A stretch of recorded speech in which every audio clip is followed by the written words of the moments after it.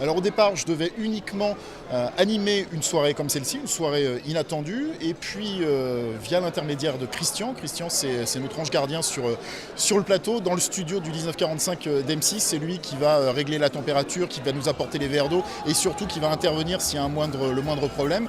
Et via Christian, j'ai donc rencontré les parents de Nathan, Stéphanie et Gaëtan.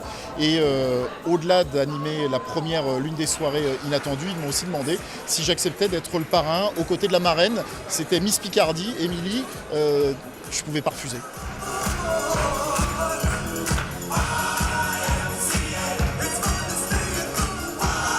C'est une soirée qui est organisée chaque année au profit de l'association Nathan, le combat d'un ange. Ici, c'est toute la famille de cœur de Nathan qui est réunie autour de ses parents, Gaëtan, Stéphanie, puis de sa petite sœur, Léane. Le but, c'est de récolter naturellement des fonds qui vont permettre de financer des stages qui sont souvent coûteux puisqu'ils se déroulent à Barcelone.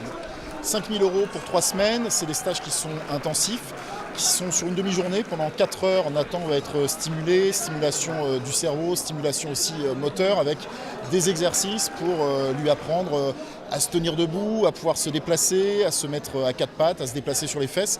Et c'est assez intensif, il y a à la fois de la kiné, il y a parfois de l'acupuncture, et puis il a des orthèses, des attelles qui vont l'aider à pouvoir se déplacer.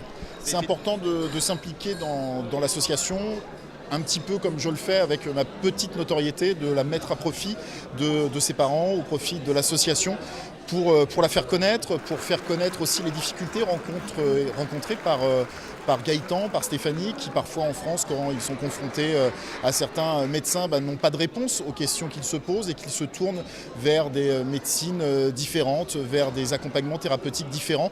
Donc il faut les aider à faire connaître leur combat, et puis ils sont plutôt déterminés, donc autant le faire savoir.